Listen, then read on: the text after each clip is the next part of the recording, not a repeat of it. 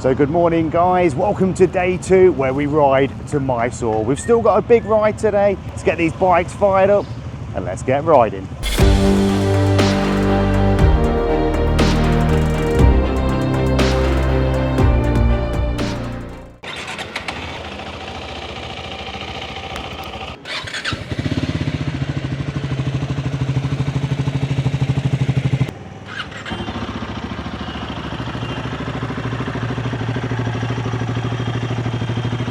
It's 10 to 7 this morning guys. So far the mornings are nice, it's nice and cool.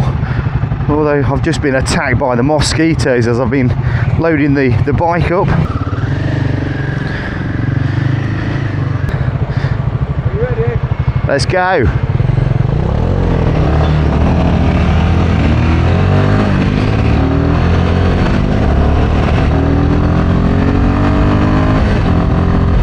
Right, we're going to do a U-ey.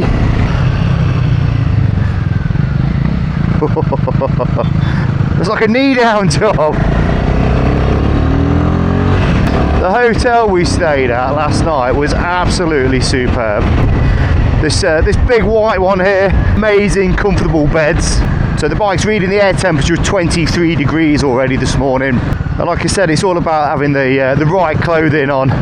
Yesterday it hit 39 degrees. So if you're new to the channel, hit that subscribe. We've got plenty of bike content. So the good thing about our ride is we're not affiliated with Royal Enfield, Triumph or KTM. Alex owns all 3 of these bikes and he says I can say what the hell I like. That sun just looks amazing. So one of the areas we're heading to today is called Wrigg. The people there are known as Kyrgyz. It's an area that never got colonised by the British, and anybody that lives outside is not allowed to trade there. They look different and they also have their own language. These people are tough and prepared to fight for their land. So what I've not figured out on the bike yet is the electronic side of it. I know they've got an eco mode and a performance mode on the bike. You can also turn your rear ABS off, which I have.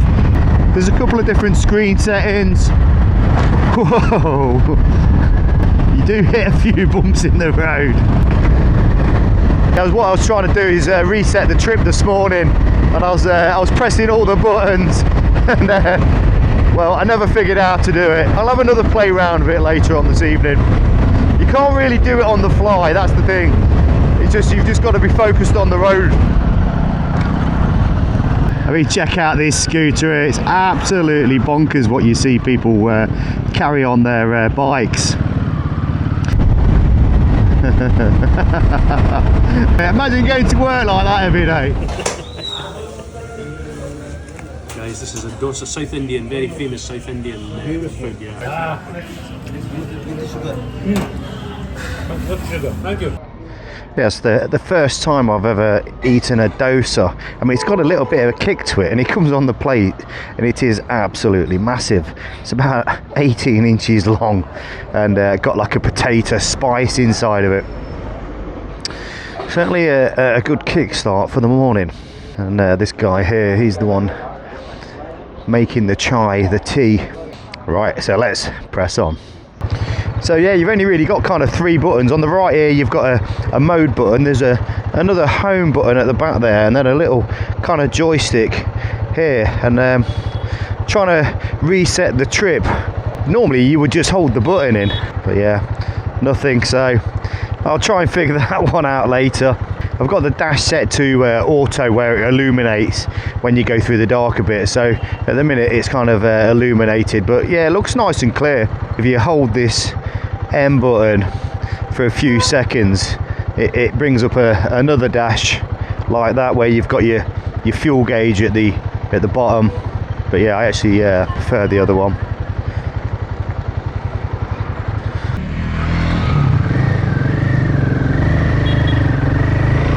Oh yeah, we are on the twisties now.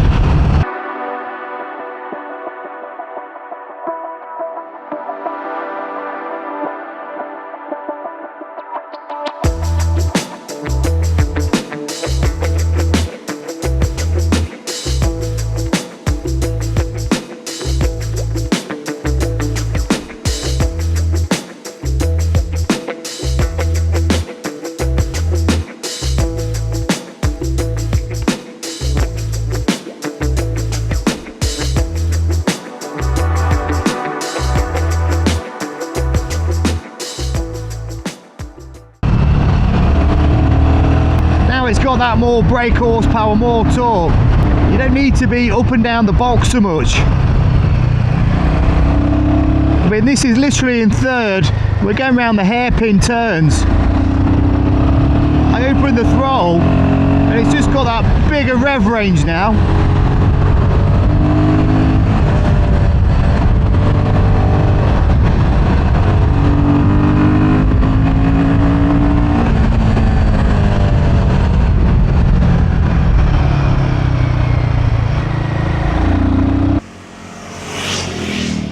So we're heading into a bit of congestion again. You have to adapt a whole different riding style. There's just bikes, cars, cows, people coming from all directions. And it's amazing the contrast. When you're riding around, you see the changes in the people and the places, the houses. These tut-tuts, they're just bonkers. They rule the road. Look at them all lined up there, look. I know something, when you sat behind that Scrambler 400X, them twin pipes do sound nice as soon as you get out of the cities. The open roads are fairly quiet. Nobody pays attention to the speed limits. The police are not interested. It's really nice just to jump on the bike and ride it like you want to ride it, rather than worry about, is there a police camera van round the corner? I mean, we've just entered into this section of wooded area. I mean, it just looks so scenic, it's unbelievable. And the landscape seems to change all the time. And we've gone from these palm trees to these. Everything looks very well manicured. Well, I don't think you're going to be in any danger of getting a flat spot in your tyre if you live in these parts. It's just bend after bend after bend. Right, so we've just had a stop. We're in Muddy Gerry. This is the coffee area. So all three bikes have performed absolutely fantastic on them twisty mountain roads. Again, super impressed with this Himalayan. See the boys over here enjoying a nice ice cream on this beautiful day. Even the little dog here is having a little nibble on the cone.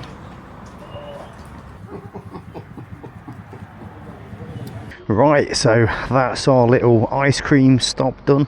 I just had one of these fantastic milkshakes from these guys here, and yeah, I mean, it's certainly nice to get something cold on a hot day like this. Temperature is rising. Yeah, certainly nice to get back on the bike, get moving again.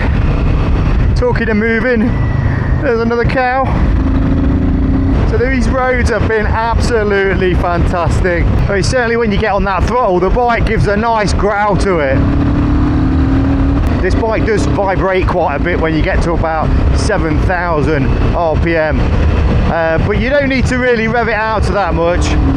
It's there if you need it, but the way it's been geared, with that mid-range torque, means you don't really need to get up into them high revs. Uh-oh.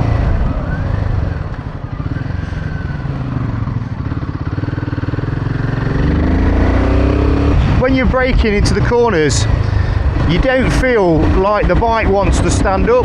It's a nice smooth braking action, but the brakes work really well. They're not grabby. The back brake works really well as well. Let's give you a quick demonstration. We're doing 82k. Yeah, I mean, this bike stops really well. I mean, the way I'm flying around these corners, I'm beginning to forget that I'm actually on a adventure bike. So we're just changing the route a little bit. I've got to turn back because the road's a bit like this on the way, so we're going to do more of the scenic stuff. And as I've just been sat here, I've just discovered how to sort the trip out on the bike, which I'll show you tomorrow when I have to reset it in the morning.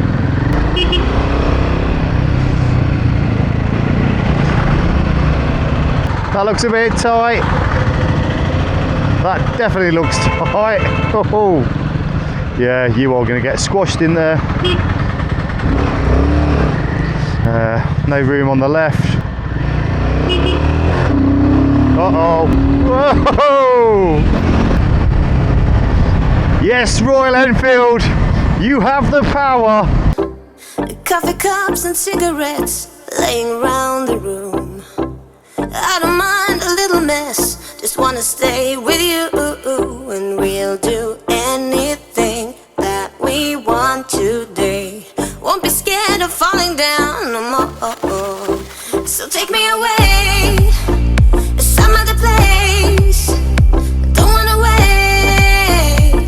Oh, my Indian summer. So yeah, it's quite interesting. We've just done another fuel stop. I'll just show you how much is in the Himalayan. So we all fuel up at the same time, but I've still got sort of 1.5 bars out of the 4 left on there. So fuel wise, doing absolutely fine. Whereas the Scrambler 400 there is empty. Almost 2 litres more than me. Just the way you write it. So the Royal Enfield Himalayan has a 17 litre tank, the Triumph Scrambler has a 13 litre tank, and the KTM 390 Adventure has a 14.5 litre tank, but the Triumph Scrambler still managed to use 2 more litres more than everybody else. So, he took 10 litres, I took 10 litres. Yeah. You took 12. You go in front, show Jamie the lines and how he should ride. And, you know, make sure he's revving the tits off it. Yeah, that's the problem when you stick in third all the way around. It's 20% more fuel. Do you know what I mean? Is that a 6-speed box in that one? 6-speed, yeah. Ah, yeah. He thinks he's only got 5. Yeah. So anyway, we'll discuss that. That'll be discussed tonight on the forum. Yeah. Jamie's using more fuel Could than everybody be a else. bill at the end. Too much. Think of the planet, you know. Fucking easy. Yeah, so it's amazing how the Scramblers used 2 more litres of fuel. I know the tank size is different, but so we've had to put 10 litres back in this one, 10 litres in the KTM, and we've had to put 12 in the Scrambler. But even though the Triumph Scrambler's got the smaller tank of 13 litres, it's still good for 230 miles, which is about 370 kilometres. Whereas the tank range on the Himalayan is coming in at about 510 kilometres, which is about 320 miles. So far the second day on this bike, I am impressed. This bike handles the road so well. That Showa suspension works well with the brakes, and the performance of the engine just makes this bike a whole new bike. Right, we've just stopped for a bit of lunch at a place called Marikeri. The temperature has rose, we're getting close to that 40 degrees now. It is absolutely roasting. How far have we come? So far, about 280. About 280. 280 kilometres. Maybe about another 110 to go. Maybe near full day 400 again.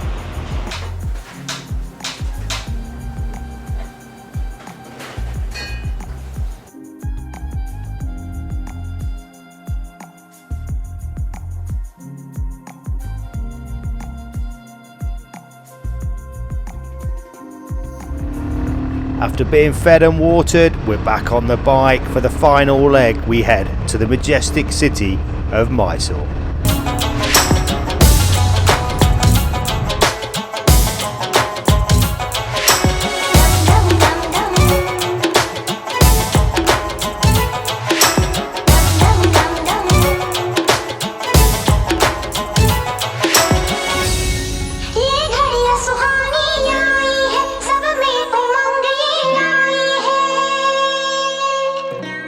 Right, okay, so I just caught up with Alex here, and we're just waiting on Jamie.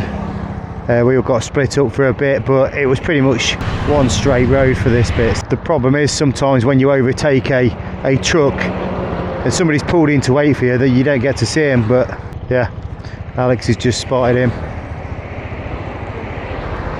Right, let's go.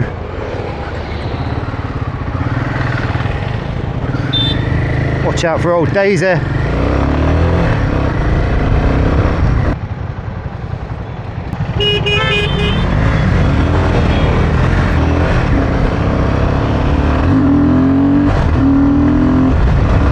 It's been another long day. 7 o'clock to start this morning, 25 past 4 in the afternoon now. A couple of stops. The roads have been absolutely fantastic.